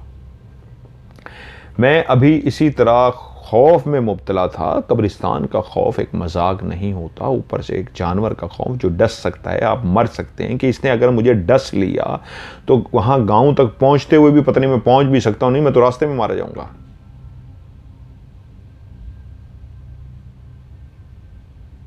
मैंने देखा कि इधर उधर से और भी सांप निकलना शुरू हो गए। तकरीबन कोई 8 से 10 सांप होंगे या शायद 12 सांप होंगे। मैंने पीछे ज़्यादा मुड़ के नहीं देखा, अपने काम में लगा रहा। वो सारे चलते चलते आहिस्ता बढ़ना शुरू हो गए और मेरी दिल की धड़कन तेज़ हो रही। वो और आहिस्ता आ रहे हैं, शूके जा रहे हैं, शूक रहे हैं और आवाज़ें निकाल रहे हैं। और आहिस्ता आहिस्ता, बजाय उनका रुख मेरी तरफ था, मैं अपने पढ़ने में मसरूफ़ था। मुझे ये था कि ये दायरे कड़े के अंदर नहीं आ सकते। कि मैंने देखा वो जमा होते होते बाकायदा गोल दायरे में जमा होकर मेरे से फासले पे बंधा हुआ जो उल्लू था, उल्लू के पास पहुंच गए। अब उल्लू को वो दूर से बैठे यहीं कर रहे हैं और उल्लू फड़फड़ा रहा है, डर गया है मुझे खा जाएंगे। परिंदा बेचारा वो डर रहा है, वो दूर से शां शां शूं शूं कर रहे हैं और उसको डसने के लिए डरा रहे हैं और वो अंदर फड़फड़ा रहा है। मुझे इतना समझ लग गई, उस्ताद ने कहा था, अब मैं अलर्ट था कि इसका मतलब है ये दायरे कड़े के अंदर नहीं आ सकते। ये चाहते तो मेरी तरफ भी आ सकते थे, लेकिन मैं डरा हुआ तो फिर भी था कि कोई पीछे से ना हो। तो मैंने मुड़ के उसी वक्त देखा, सारे जो उल्लू की तरफ जमा थे, 2 काले स्याह जो सबसे बड़े सांप थे वो मेरे पीछे बैठे हुए थे। क्योंकि वो एक लम्हे को पढ़ते हुए ना मुझे एक शू की ऐसे आवाज आई, ये तो पीछे से आई है। पढ़ते पढ़ते फिर भी मैंने ऐसे मुड़ के देखा पीछे, तो 2 काले जो सबसे बड़े थे इनमें साइज में से, वो मेरे पीछे बैठे हुए थे। एक पूरे वजूद के अंदर झुरझुरी सी आ गई, एक खौफ की लहर सी आ गई, एक कपकपाया मेरा जिस्म। मैं पढ़ने में मसरूफ रहा, वो पीछे बैठे हुए थे और मैं पढ़े जा रहा था। बाकी उसी तरह जमा होके उल्लू के इर्द गिर्द मौजूद थे और वो 2 वाले मेरे पीछे बैठे हुए और मैं पढ़ी जा रहा, मैं पढ़ी जा रहा, मैं पढ़ी जा रहा। मुझे ऐसे लग रहा मेरा जिस्म कांप रहा है कि किसी वक्त भी मुझे डस ना दें। वो बहुत ऊंचे करके बैठे हुए थे, बहुत ऊंचे, बहुत बड़े थे। मैं पढ़ी जा रहा हूँ, या अल्लाह जल्दी मेरी गिनती मुकम्मल हो, मैं उठूँ। और वो बैठे हुए, आज जा ही नहीं रहे, वो बैठे हुए हैं। पढ़ते पढ़ते पढ़ते मेरी गिनती मुकम्मल हुई, मैंने खुदा का शुक्र अदा किया। जैसे ही मैंने, अब मेरी गिनती मुकम्मल हो गई, अब मैंने उठना है, दायरा करना, खोलना है, सामने बैठे हुए हैं, पीछे वाले भी दोनों बैठे हुए हैं, ये भी बैठे हुए हैं। अब ये एक नई मुसीबत आ गई भाई, ये तो गायब हो जाने चाहिए थे, ये डराने के लिए आए थे, अंदर नहीं आ सके, दायरे कड़े में नहीं आए, लेकिन अब तो अभी तक तो बैठे हुए हैं ये। इसके लिए क्या करूं? ये तो मेरे वहम गुमान भी नहीं था, उस्ताद से राब्ता नहीं हो सकता था, मोबाइल का तो दौर नहीं था उस्ताद से राब्ता हो जाता, टेलीफोन होते थे दूसरे तार वाले। अब मैं क्या करूं? उठूं या बैठा रहूं? क्योंकि दायरा कड़ा खोलूं, ये तो बैठे हुए हैं बाहर। मुझे कुछ समझ ना आए तो फिर मैंने यही फैसला किया कि यार अल्लाह मालिक है, उठना तो है, मेरे पीछे दो हैं, मैं इस अंदाज में दायरा कड़ा खोलता हूं कि ये जो दो बैठे हुए ना, इनकी तरफ देखता रहता हूं, उसके बाद उनका सोचता हूं क्या करना है। अब डर मुझे ये पड़ गया, मैं जैसे ही दायरा कड़ा खोलते हुए इनके करीब से, जब, क्योंकि वहीं वैसे ही घुमा के लाना होता था छुरी को, जो चाकू होता था लकड़ी के दस्ते वाला, कि जब इनके करीब से जाऊंगा मेरा हाथ तो बिल्कुल इनकी रेंज में होगा, ये मुझे डस लेंगे, और दायरा कड़े खोले बगैर मैं बाहर भी नहीं निकल सकता। तब मुझे उस्ताद की बात याद आ गई कि कभी बहुत ज़्यादा शदीद खौफ में आ जाओ तो ये पढ़ लेना। तो वो मैंने पढ़ा और पढ़ के अपने ऊपर दम कर दिया, और उसी वक्त उनकी तरफ मुंह करके फूंक मारी, 3 फूंके मारी। जैसे मैंने फूंके मारी, वो दोनों जो लहरा रहे थे सांबे एकदम से पीछे गए, और उसके बाद मेरी तीनों फूंके के बाद उन्होंने अपना मुंह सर जमीन पर रखा, और उसके बाद वापसी की तरफ चले गए। मैंने जल्दी जल्दी अपना दायरा कड़ा खोला, दायरा कड़ा मेरा जैसे ही खुल गया तो वही पढ़ के फिर से मैं, वो बाकी बैठे हुए थे, उनकी तरफ दम किया, उनको फूंका, तो वो भी फिर आहिस्ता आहिस्ता निकल गए। मैंने उठाया और दौड़ लगा दी। अब उस्ताद ने कहा था मुझसे कम मिलना है, लेकिन फिर भी मुझे एक टेंशन थी। मैं उस्ताद के पास पहुंच गया और मैंने उनको बताया जी ऐसे ऐसे ये हुआ है। उन्होंने कहा यार परेशान होने की ज़रूरत नहीं है, तुम्हें सब कुछ पता है, तुम बहादुर हो, बस करीब पहुंच चुके हो, करो, क्योंकि अब तुम पहाड़ में जाने वाले हो, और पहाड़ के गार में जाने वाले हो, वहाँ सबसे मुश्किल मरला होगा तुम्हारे लिए। उसके बाद 1-2 दिन मैं यहाँ से गुजारे, कुछ नहीं हुआ। उसके बाद अगला मरहला शुरू हुआ कि मैंने पहाड़ पे जो जाना था, वहाँ पे मसला ये था कि वो एक लंबा सफ़र था जो तय करके जाना था, और फिर वापस भी आना होता था। अल्लाह का मैंने नाम लिया और उस्ताद ने इजाज़त दी, मैं रवाना हुआ। पहाड़ में तो एक मतलब इस तरह था कि वहाँ पे चिल्ला करके फिर वापस आ जाना था। मैंने, करीब ही हमारा गाँव था, लेकिन फिर भी आने जाने में अच्छा खासा टाइम लगता था। मैं जी रवाना हुआ, क्योंकि एक गार जो मुझे पता थी, वो कहते पहले से उसके अंदर क्या माहौल है, मैं थोड़ा सा गया था, एंड तक नहीं गया था। वो बहुत गहरी भी नहीं थी, दूर तक भी नहीं थी, थोड़ी सी गार थी। खैर मैं उल्लू को उठाया, मैं रवाना हुआ, और जब मैं रात के टाइम चलता चलता शाम को ही मैं पहुंच गया। और जब मैं उस गार पे पहुंचा तो मैंने लाइट जला के अंदर जाके सारा देखा, सारा कुछ अंदाज़ा लगा लिया, सारा कुछ मुझे समझ हो गया। अब वहाँ पे मैंने आग जला के बैठनी थी। मैं वहाँ पे गया और मैंने लकड़ियाँ शकड़ियाँ जमा की, और वहाँ पे एक जगह पे इकट्ठी करके साइड पे बिल्कुल कोने पे एंड पे रख दी। उनमें से थोड़ी जला के रखनी थी, और उसके बाद कुछ पढ़ के बीच में डालते रहना था, पढ़ के बीच में डालते रहना था। लेकिन ये जो आग मैंने लगानी थी, ये दायरे कड़े के अंदर नहीं होनी थी, ये दायरे कड़े से बाहर होनी थी। मेरा मुसल्ले के अंदर भी दायरा कड़ा होना था, और जो उल्लू था उसका भी दायरा कड़ा होना था। आग दायरे कड़े के बाहर थी, मैं पढ़ते पढ़ते उसमें कुछ डालते जाना था। मैंने लकड़ियाँ शकड़ियाँ इकट्ठी करके शाम को ही जाके अंदर रख दी। छोटा सा गार था, साफ़ सुथरा था, कोई परेशानी वाली बात नहीं, पहाड़ों में बना हुआ था। तो मैं जाके बैठ गया। टाइम हो गया, क्योंकि मैं चाह रहा था, क्योंकि मुझे उन्होंने कहा था जैसे ही मगरिब हो जाए, पहाड़ों में मगरिब के बाद पढ़ सकते हैं, तो तुम तकरीबन मगरिब की नमाज़ पढ़ के वहीं पे पढ़ना, उसके बाद शुरू कर देना। गुप अंधेरा हो जाता था पहाड़ों में, तो रोशनी ही नहीं थी। मगरिब की मैंने वहीं पर ही नमाज़ पढ़ी, और अगर पानी नहीं होता था वहाँ पे तो आप तयम्मुम कर सकते थे। तयम्मुम मिट्टी के ज़रिए आप करके कर लें, और पानी में अपने लिए पीने के लिए एक बोतल साथ ले गया था। मैं गया और मैंने आग जलाई, और आग जला के उसके बाद मैंने, क्योंकि आग जला के ही फिर मैं दायरा कड़ा में बैठ सकता था। आग जब जल गई फुल, तो उसके बाद मैंने अपना और उल्लू का दायरा कड़ा किया और पढ़ने के लिए बैठ गया। इस गार के अंदर मेरी टोटल 5 रातें थी जो मैंने गुजारनी थी। और उस्ताद ने कहा था आखिरी 2 रातें जो हैं वो मैं बताऊंगा कहाँ पे करना है। 2 एक और थी इस 5 के बाद।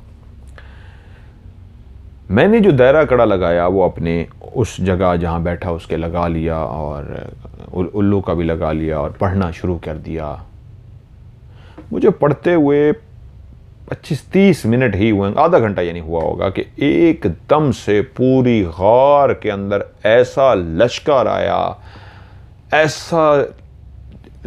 आया कि मैं एकदम से घबरा गया। वो कब्रिस्तान में जो ऊपर आके मेरे ऊपर उड़ी थी वो इतना ज़्यादा नहीं थी, वो भी सैकड़ों में नहीं हज़ारों में थी चमगादड़ें, लेकिन इस गार में जो दाखिल हुई हैं तो मेरे तो 14 तबक रोशन हो गए। ऐसा लगता था कि पूरे गार का मुंह चमगादड़ इतनी ज़्यादा है कि बंद हो गया है। एकदम से ऐसे सिर्फ ऊपर नहीं, ऊपर से लेकर नीचे ज़मीन तक चमगादड़ें ही चमगादड़ें थी, यानी पूरा उसका बड़ा सा जो मुंह था गार का वो चमगादड़ से भर गया था। इतनी तादाद में अंदर आई हैं, और जैसे ही अंदर आई हैं तो अंदर आके आपस में टकराना शुरू हो गई हैं जोर जोर से।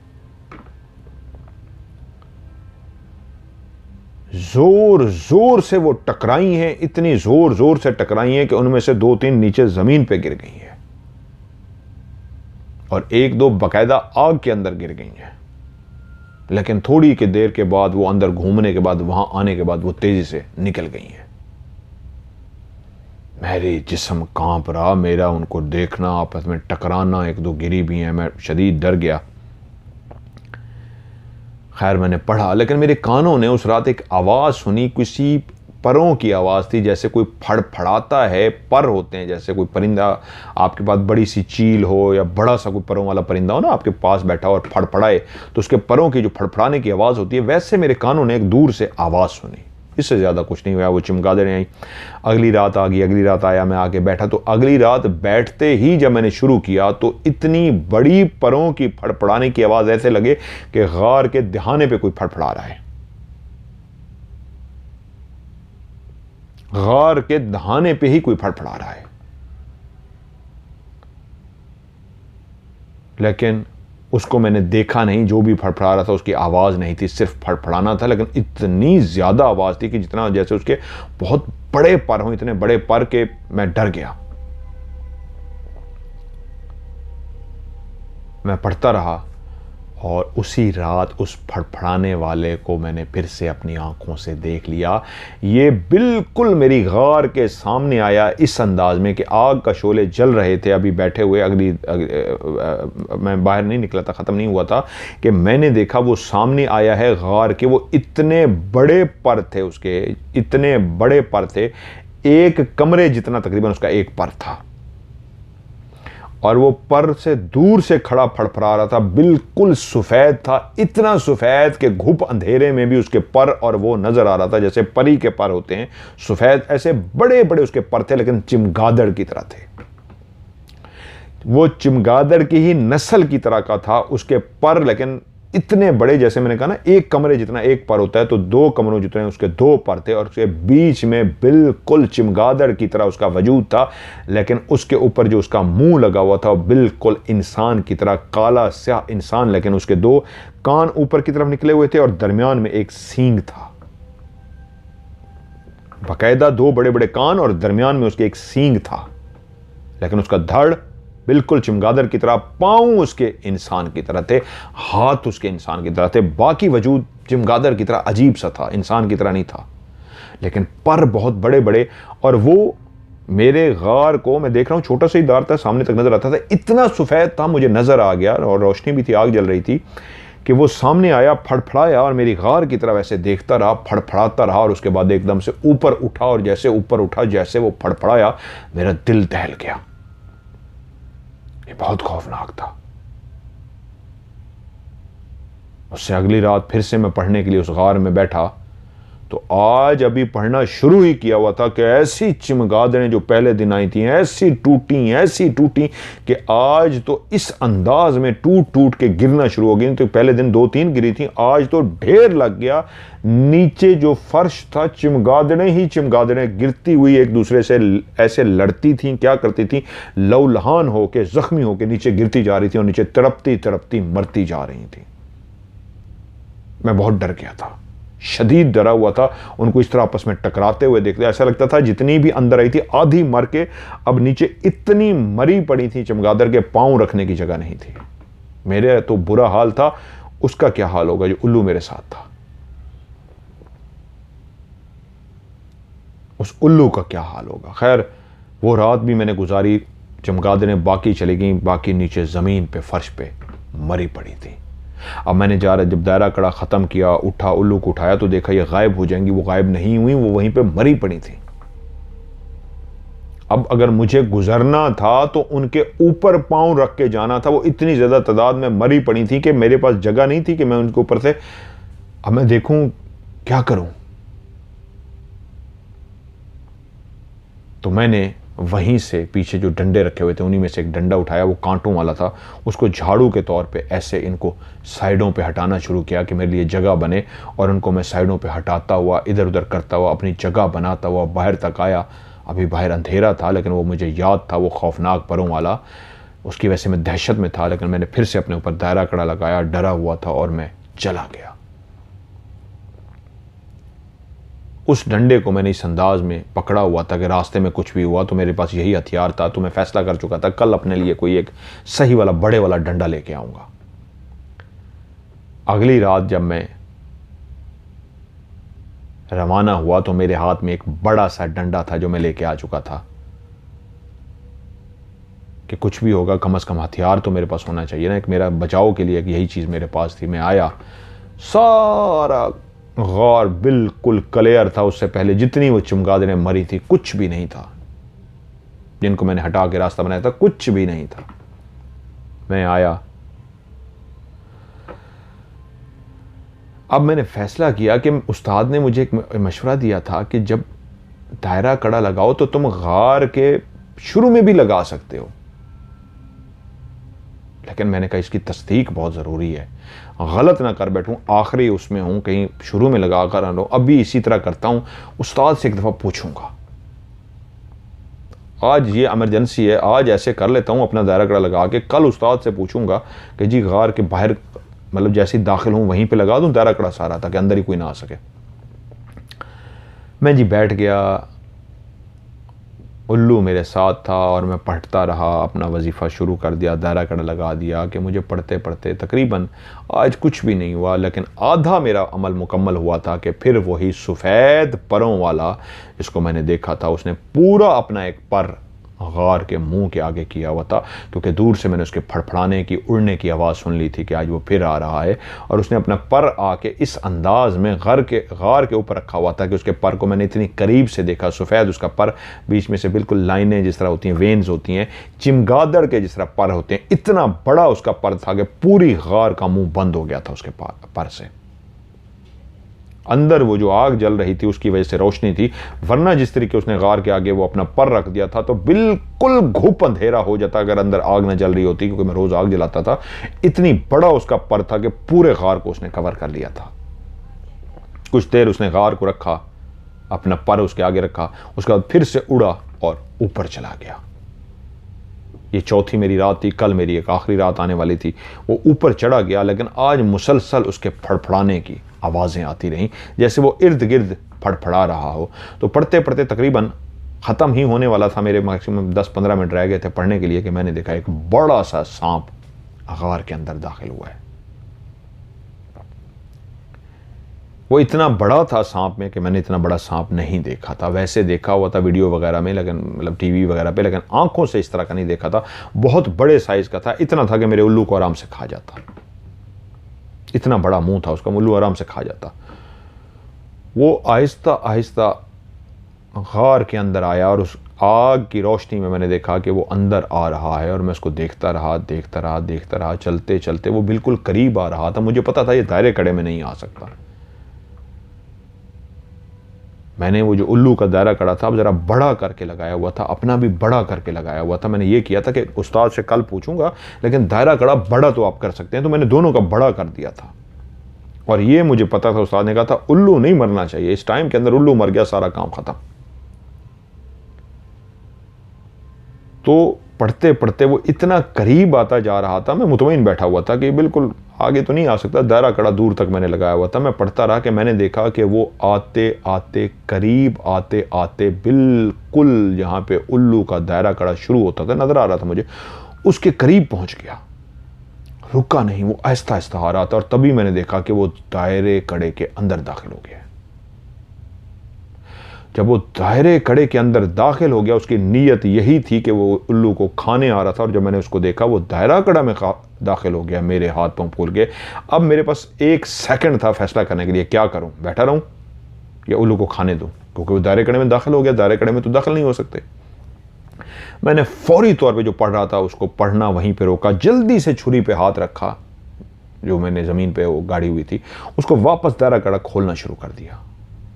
दायरा कड़ा खोला खोला खोला, पढ़ते पढ़ते जल्दी से मैंने खोल दिया और भाग के मैं उल्लू काले दायरे कड़े के अंदर गया और जल्दी से, उसका दायरा कड़ा नहीं खोला, उसको बांधी रखा, जल्दी से उसको उठा लिया। वो इतना करीब पहुंच गया था कि मैं उसका जब तक रस्सा खोलता उसको खा जाता, मैंने उसको काट दिया उस छुरी से, उसके रस्से को काट दिया और उसको उठाया और अब सीधा हो रहा था मेरी तरफ और मैं बाहर की तरफ दौड़ पड़ा। बहुत बड़ी मुझसे गलती हो गई थी, लेकिन मेरे पास हल कोई नहीं था, मैं क्या करता। लेकिन मैंने फिर भी अपने ऊपर दायरा कड़ा लगाया बाहर निकलने के लिए, कि बाहर जा रहा हूं, बाहर निकलने के लिए कि कोई मसला ना हो। मैंने अपने ऊपर दायरा कड़ा लगाया और मैं जैसे कैसे घर पहुंच गया। मैं जाके सो गया, लेकिन मैं परेशान था कि आज ये क्या हुआ, मेरा मुकम्मल नहीं हो सका। कल उस्ताद से मिलना ज़रूरी है और शाम को उठूँगा और उठते ही उस्ताद के पास जाऊँगा, उनसे पूछूँगा और दिन को ही उनके पास जाऊँगा, उनसे पूछूँगा और अगला काम करूँगा। मैं उठा, दिन को जल्दी उठ गया और मैं उस्ताद के घर गया तो उनका पता लगा कि कोई आए थे साहब, उनके साथ गए हुए हैं, घंटे 2 घंटे तक आ जाएंगे। मैं कहा चलो ठीक है, मैं उनको घंटे 2 घंटे तक पता करने के लिए आता हूँ। मैं अपने घर आ गया, बेचैन था, उस्ताद से पूछूंगी जी ये गलती हो गई है, सांप कैसे दायरे कड़े में आ गया, आपने तो बताया हुआ था कोई चीज़ दायरे कड़े में नहीं आती है, तो अंदर आ गया है, और मैं अगर ना इसको बचाता तो उसको खा जाता और वो मुझे भी खा सकता था, बहुत बड़ा सांप था। शाम का टाइम था कि मेरे मामू आ गए। अम्मी अब्बू उन दिनों में कहीं गए हुए थे और मुझे पता था। मामू ने जैसे ही घर में दाखिल हुए तो मैं पहले ही बेचैन बैठा हुआ था कि उस्ताद की तरफ जाऊं और पता करूं। घर में अम्मी अब्बू नहीं थे, मैं इसलिए रिलैक्स था, कोई मुझे परेशानी नहीं थी कि अम्मी अब्बू तो गए हुए, वो दूसरे शहर गए हुए थे।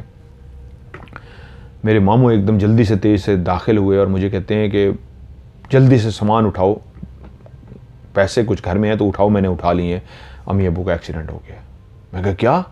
कहते हैं हाँ, उनका कार हादसे में वो हो गया है, वो शदीद ज़ख्म है उनके घर में, मतलब वहाँ पे सबके घरों में फ़ोन नहीं होता था, तार वाला हमसायों के घर में था।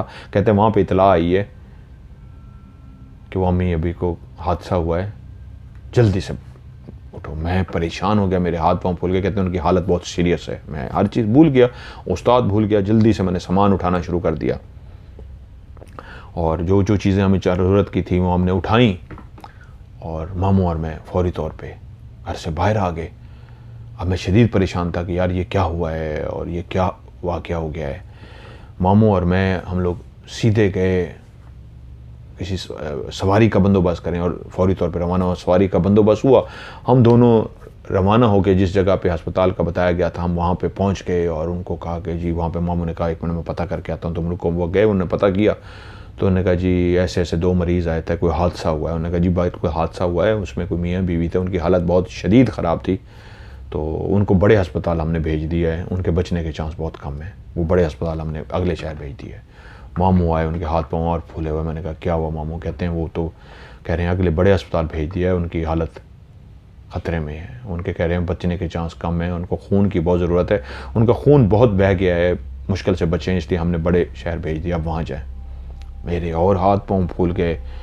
मामू ने जिस तरह बताया कि वो बड़े शहर के हैं, मैंने मामू कहते हैं चलो बड़े शहर, वो अकेले हैं, कोई नहीं उनके साथ। मेरे दिमाग में क्या था, सब कुछ ये कि माँ बाप से बढ़ के तो कुछ नहीं होता। मैं भागा मामू के साथ और हम उसी सवारी पे चलते चलते चलते चलते बड़े शहर की तरफ पहुंच गए। वो पे तकरीबन काफ़ी देर, 2 घंटे का फासले पे था।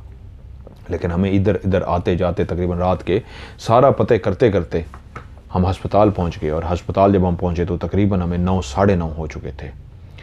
तो हमें पता करने में लग गया जी वो कहाँ हैं, इधर हैं, उधर हैं, कहाँ हैं। तो जब हम वहाँ पे पहुँचे उन्होंने कहा जी हाँ जी इस तरह के कोई 2 मरीज़ आए हैं, उनका डॉक्टर आ जाए आपको बताते हैं, अभी आप मिल नहीं सकते, तो उनकी हालत बहुत सीरियस है, आप वेट करें। क्योंकि वो ट्रीटमेंट देना शुरू हो गए थे, हादसा हुआ था। तो हम लोग दोनों बैठ के, मैं बेचैन क्योंकि मेरी वो पहुंचने का टाइम था, मेरा तो सारा टाइम यहाँ लग गया था, तो मैं तो सारा इसी में लगा रहा। और उसके बाद जब हम कुछ देर के बाद डॉक्टर आ गया, उन्होंने मिलने के लिए बताया, उन्हें कहते हैं जी हाँ उनकी कुछ हालत बेहतर हुई है, उनमें से जो खातून हैं वो फौत हो गई हैं, जो मर्द हैं वो अभी तक ठीक है, ज़िंदा हैं, आप जाके देख सकते हैं। मेरे तो आंसू, खातून फौत हो गई थी। हम दोनों मामू और मैं भागते हुए गए और जब जाके हमने उनको देखा तो पता लगा ना वो मेरी माँ थी और ना वो मेरा बाप था, वो कोई और थे। उनका कार हादसा में हुआ था जिसमें उस औरत की मौत वाक़ई हो गई थी, मर्द अभी ज़िंदा था। तो मामू कहते हैं ये तो नहीं है, ये तो कोई और है। उनको जाके हमने कहा जी ये तो कोई और है। उन्होंने कहा जी हमारे पास तो यही आए हैं और कोई नहीं आए। आज की जो डेट में, इस डेट में जो आप बता रहे हैं वो यही आए हैं और कोई भी नहीं आए। फिर हम भागे कि क्या करें, पता करें। एम्बुलेंस वालों से पता किया, उन्होंने कहा जी हाँ हम वहीं से ही लेके आए हैं, यही 2 मरीज़ थे और कोई मरीज़ नहीं है। अगर यही थे, एम्बुलेंस यही लेके आई है, इन्हीं को ही उस अस्पताल वालों ने कहा था कि जी इनको बड़े अस्पताल में लेके जाएं, ये तो ये थे। मैंने मामू से पूछा अगर ये थे तो हमारे अम्मू अब्बू कहाँ हैं? इसका मतलब यही ही आए हैं हमारे अस्पताल से, इस बड़े अस्पताल में। फिर हम वहाँ से भागे, पहुँचे उसी छोटे अस्पताल में, उनको कहा, उनसे सारा पूछा, इनके हुलिये बताए, सारा कुछ बताया कि ये कपड़े पहने हुए थे, ये हुलिये वाले थे जो आपके पास हैं, इस तरह ज़ख्मी थे, इस तरह थे। उन्होंने कहा जी जी यही थे। औरत का बाजू टूटा हुआ था, टांग टूटी हुई थी, पाँव बिल्कुल अलग हुआ था, हमने भी देख लिया था। हमने कहा ओहो ये तो हमारे माँ बाप नहीं है। और ये सब करते करते हमें 12 बज गए थे। तब मुझे जो माँ बाप के उस खौफ में मुब्तला हो गया था, याद आया कि मैंने तो कहीं पहुंचना था। और मैं परेशान, मैं मामू का इंतज़ार कर रहा हूँ, मामू पूछने के लिए गए हुए थे, मैं वहाँ इंतज़ार कर रहा हूँ मामू के साथ कि अब क्या करें। खैर वहाँ से हो गया। अब मामू खड़े खड़े खड़े खड़े मैं उनका इंतज़ार कर रहा हूँ, मामू नहीं आ रहे। थोड़ी देर के बाद मामू आए हैं। मैंने कहा मामू आपको इतनी देर लगा दी, अब क्या ज़रूरत थी, रात का ये टाइम हो रहा है, मैं आपकी वजह से परेशान था, कहाँ थे आप? कह रहे हैं यार रात का टाइम है, मैं भी परेशान था, लेकिन मैं फ़ोन करने गया था तसल्ली करने के लिए। मुझे पता था कि रात को इस टाइम फ़ोन करना ठीक नहीं है, लेकिन मैं PCO पे गया था फ़ोन करने के लिए, तस्दीक करने के लिए। तो मेरा फ़ोन पे रब्ता हो गया है, उन्होंने जगाया, वो सोए हुए थे, उनको गए हैं, पता करके आए हैं जहाँ पे गए हुए हैं। तो अम्मी अब्बू से बात हो गई है और बिल्कुल खैरियत से हैं। तो मैंने कहा मामू फिर ये सारा कुछ क्या था? वो कहते हैं मुझे नहीं पता, मुझे शाम को जो इतला मिली है, टेलीफोन आया बाकायदा, उन्होंने कहा जी थोड़ी देर होल्ड करें, उनको बुलाते हैं। मुझे उन्होंने बुलाया और मैं जब टेलीफोन पे गया हूँ, मैंने फ़ोन सुना है, तो उसके बाद कोई उधर से बंदा बोल रहा था, उसने कहा जी आप इनको जानते हैं? तुम्हारी माँ और बाप का नाम लिया। मैंने कहा जी मैं जानता हूँ। उन्होंने कहा जी ये फ़लाँ फ़लाँ इलाके में आए हुए हैं, इनका कोई हादसा हुआ है, एक औरत है इस तरह की साथ में और इस तरह का मर्द है, उनके शनाख्ती कार्ड से हमें पता लगा है कि उनका हादसा हो गया हुआ है, हम इनको इस अस्पताल में लेके जा रहे हैं, आप उसके बाद आ जाइए। कहता है मुझे बताओ मैं उसके बाद क्या करता? भागा हूँ, घर आया हूँ, तुम्हें कहा पैसे उठाओ, सामान उठाए और इस तरह आ गए हैं, मैं भी तुम्हारे साथ लग गया हूँ, तुम मेरी जगह पे होते तो क्या करते? मैंने कहा मामू मैं भी यही करता। तो कह रहे हैं अभी मैं इसलिए घंटा लगा के आया हूँ कि तसल्ली करने गया था ये हुआ क्या है, तो किसी ने हमें गलत इतला दी है, अम्मी अभी तुम्हारे गए हुए हैं, हमें किसी ने इस तरह का फ़ोन किया है कि इतनी गलत इतला दी है कि हम उनके पीछे चल पड़े हैं। वो अम्मी अब्बू नहीं थे। खैर हम वहाँ थे, जब घर की तरफ लौट रहे थे वो तो टाइम ख़त्म हो चुका था, मैं जा ही नहीं सकता था और नागा मेरे चिल्ले में हो ही नहीं सकता था। उस रात मैं सोया नहीं, सुबह का इंतज़ार करता रहा। जब सुबह उस्ताद के पास पहुंचा और उनको सारी सूरत हाल बताई, वो सर पकड़ के बैठ के कहते हैं बस गलती हो गई, तुम कामयाब हो गए थे, वो जो परों वाला आया था ना वो तुम्हारी कैद में होता, वो तुम्हारा गुलाम तो ना बनता, तुम्हारी कैद में तो ना होता, वो तुम्हारा हर काम करके लाता। वो अक्सर तुम्हारे पास आता और तुमसे पूछता काम बताओ, और तुम्हारा वो काम करके लाता। क्योंकि इस गार के बाद फिर मैंने तुम्हें 2 दिन एक और जगह पे कराना था, इसी के साथ तुम्हारी मुलाकात होनी थी जिसको तुमने देखा है।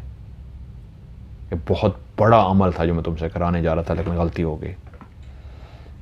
वो हमें धोखा देंगे, वो हमसे बहुत तेज होते हैं। मैंने कहा मैं तो आपसे पूछने के लिए आना चाह रहा था, वो जो सांप आया था क्या था? वो भी चौंक के कहते सांप का क्या हुआ है? मैंने कहा ऐसे ऐसे बताया जो सारा ये कुछ था। कहते हैं नहीं, सांप दायरे कड़े में नहीं आ सकता। फिर वो सांप नहीं था, जिन नहीं था। तो मैंने कहा फिर क्या था? कहते फिर वो सांप था। तो मैंने कहा उसका क्या हल करना था? मैंने कहते उसको डंडे से फेंकना था, मारना था। और मैं कहा उस्ताद जी क्या हो गया है? डंडे से कैसे उठा के उसको मैं फेंकता, कैसे मारता? मैं तो उसको जिन समझ के बैठा रहा हूं। उसने कहा यही तो होता है अमलियात में, चिल्लों में यही तो होता है कि आपको पता नहीं होता कब क्या होगा, क्या असली है, क्या नकली है, क्या सच है, क्या झूठ है, क्या जिन्नात हैं और क्या कोई रूप धारे हुए है। और ये भी नहीं पता होता कि ये असली सांप है। तुम कामयाब हो गए थे, तुम कामयाब हो गए थे इस एक रात ना करने की वजह से। सब कुछ खत्म हो गया। और तुम्हें पता है नागा करने से क्या होता है? ये मार देते हैं, ये जान से मार देते हैं, नागा नहीं करने देते। तो मैं एकदम डर गया। मैंने कहा जी मुझसे तो नागा हो गया है, अब क्या होगा? तो उन्होंने कहा तभी कल रात मेरी गर्दन पकड़ी गई थी। कल रात तभी मैं हैरान था क्या हुआ है। जब तुम मुझे सारा बता रहे थे मैं सुनने के लिए बेचैन था कि तुमसे पता लगे क्या हुआ है। तो कल रात जो हुआ है वो मेरी जान लेने की कोशिश की है। मैं पढ़ रहा था कि पढ़ते हुए मेरी गर्दन पे हाथ आ गया था, मेरा सांस बंद हो गया था, मैं मरते मरते बचा हूँ। लेकिन मैं ज़्यादा नहीं बता सकता क्योंकि मेरे भी उन्होंने कहा वज़ाइफ के इस तरह के होते हैं। बहरहाल कल रात मेरी जान जाते जाते बची है। अगर मैं तुम्हारे पीछे ना होता वो तुम्हें डायरेक्ट मार देते, तो मर चुके होते, हाथ पांव तोड़ देते, अंधा कर देते या डायरेक्ट मार देते। रात तभी उन्होंने मेरी गर्दन पकड़ी है और मुझे मारने की कोशिश की है। मेरे पास तो अमल था, मैं बच सकता था, तो मैंने अपने आप को जैसे बचा लिया है। और तुम सुबह ही सुबह जो मेरे घर पहुंचे हो तो मैं चौंक गया था कि रात मेरे साथ ये हुआ है। क्या हुआ है उसके साथ वहां पे कि जो ये मुझे मारने के लिए आए हैं? तो पता लगा कि तुम वहां पे गए ही नहीं हो। बहरहाल बहुत गलत हुआ, जीती हुई बाजी हम हार गए हैं। मैंने कहा उस्ताद जी मैं फिर से करूंगा। कहते हैं नहीं, मैंने जिस तरह किया था ये मुझे पता है, अब ये मैं करूंगा मैं मारा जाऊंगा, मैं तुमसे करवाऊंगा मैं मारा जाऊंगा, मैं नहीं करवा सकता। मैंने बहुत ख़तरनाक रिस्क लेके, ये बहुत बड़ा अमल था जो तुमसे कराया था। अब मुझे पता है मैंने किया ना, इसको तुम्हारा या तुम्हारा दोबारा तुमसे करवाया, मार देंगे हम दोनों में से किसी को, अब नहीं। कहते हैं मैंने बहुत मिन्नतें की उनकी, लेकिन उन्होंने कहा अब नहीं, फिर वो नहीं माने। और ये भी हकीकत है वो ज़्यादा अरसा फिर बीमार रहे थे। मैं उनसे मिलता था, कहते हैं यार मेरे पीछे पड़ गए हैं। मैंने कहा मेरी वजह से? कहते हैं नहीं तुम्हारी वजह से नहीं, बस मेरे पीछे पड़ गया, मुझे बीमार कर दिया है।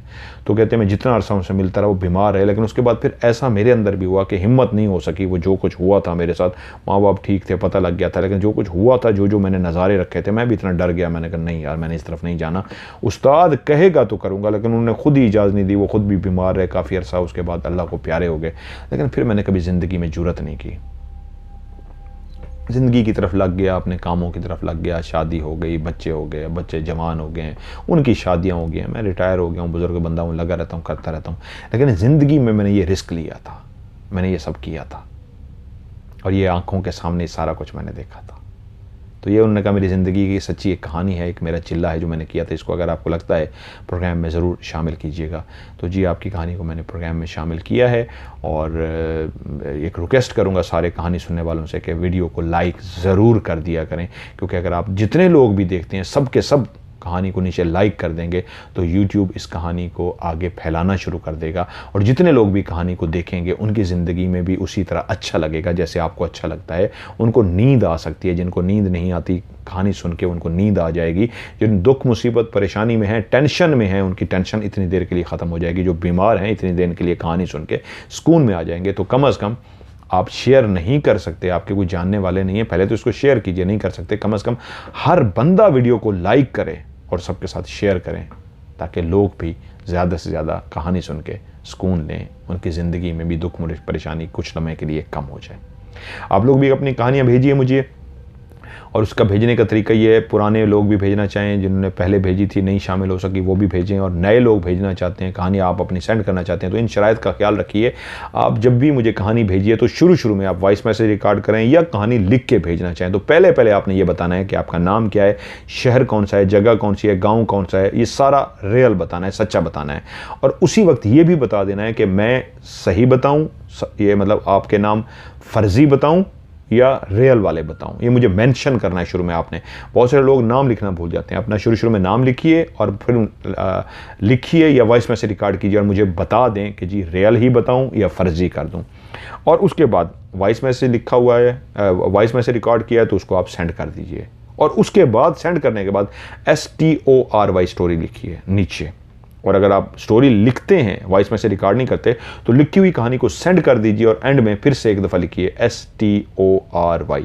और इसको भेजने के लिए मेरा व्हाट्सएप का नंबर है +9231655500। मैं रिपीट करता हूँ, +923136655500। उर्दू में इसको पढ़ेंगे +923136655550।